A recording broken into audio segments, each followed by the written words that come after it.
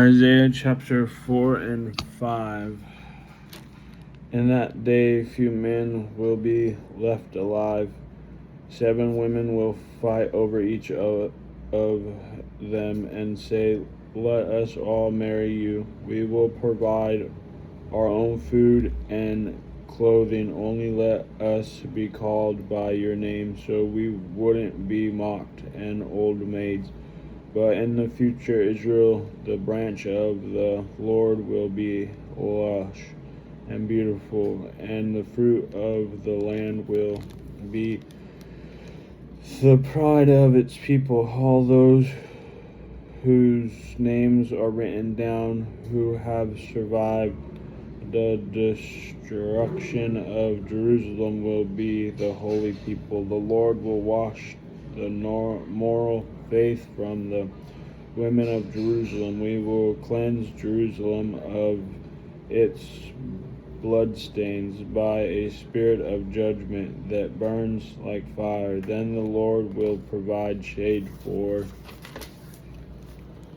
Jerusalem and all who assemble there. There will be a canopy of smoke and cloud throughout the day, the clouds of fire at night, covering the glorious land. It will be a shelter from daytime heat and a hiding place from storms and rain. Now I will sing a song for the one I love about his vineyard. My beloved has a vineyard, on a rich and fruitful hill. He plowed the land, cleared its stones, and planted it with choice vines. In the middle he built a watchtower and covered a winepress in the nearby rocks. Then he waited for a harvest of sweet grapes, but the grapes that grew were wild and sour. Now, you people of Jerusalem and Judah, you have heard the case. You be the judges. What more could I have done to cultivate a rich harvest? Why did my vineyard give me wild grapes when I expressed sweet ones? Now this is what I am going to do to my vineyard. I will tear down its fences and let it be destroyed. I will break down its walls and let the animals trample it. I will make it a wild place. I will prune the vines, prune. The vines are whole the ground. I will let it be overgrown with burns and thorns, berries and thorns. I will command the clouds to drop on more rain on it. This is the story of the Lord's people. They are the vineyard of the Lord Almighty. Israel and Judah are his pleasant garden. He expected them to yield a crop of justice, but instead he found bloodshed. He expected to find righteousness, but instead he had cherries of opposition. Cries of opposition. CRIES of OPPRESSION. Destruction is certain for you who buy up properties. So Others have no place to live. Your homes are built on great estates, so you can be alone in the land. But the Lord Almighty has sealed your awful fate. With my own ears, I heard him say, many beautiful homes will stand deserated. Deserted. The owners dead are gone. 10 acres of vineyard will not produce even 6 gallons of wine. 10 measures of seed will yield only 1 measure of grain. Destruction is certain for you who get up early to begin long drinking bouts that last late into the night. You flourish lovely music and wine at your grand parties. The harps, lyres,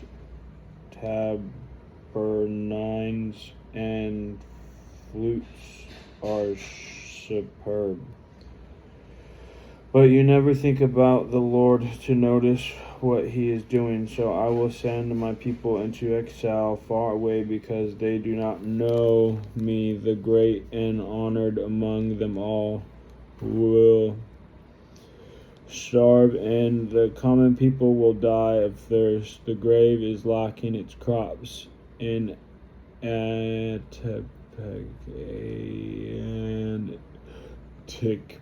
anticipation of Jerusalem. This delicious morsel here, great and lonely, will be swallowed up with all their drunken crowds. In that day the ignorant will be brought down to the dust. The proud will be humbled, but the Lord Almighty is exalted.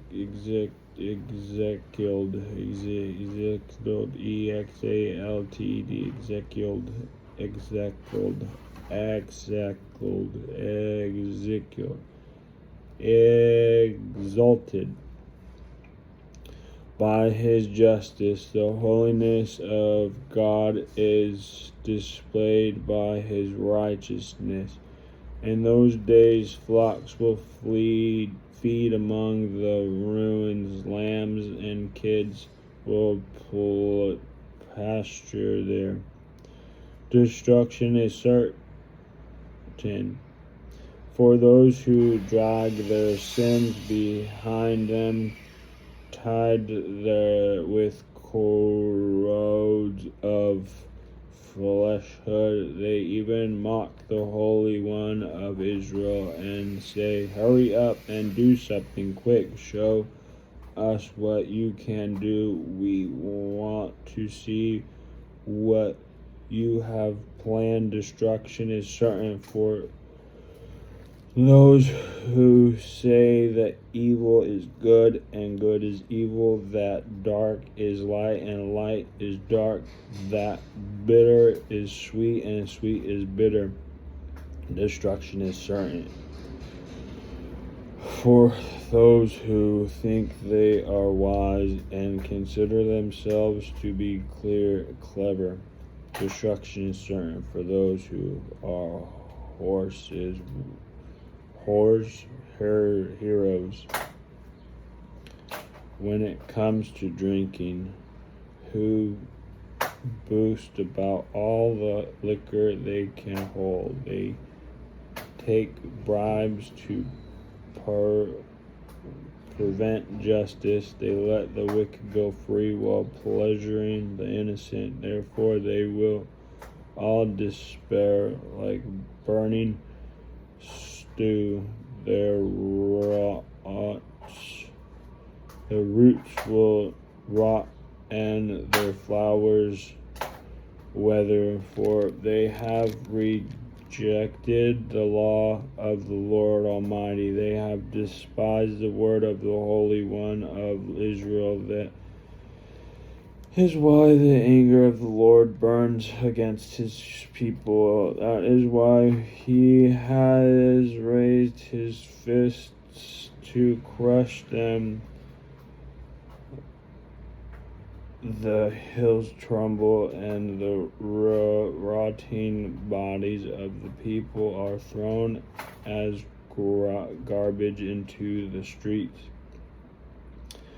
But even then the Lord's anger will not be satisfied. His thirst is still posed to strike.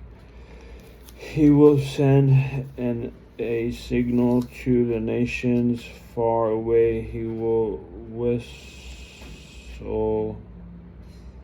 to those at the ends of the earth, and they will come racing toward Jerusalem. They will not get tired of stumbling. They will run without stopping. Bless you.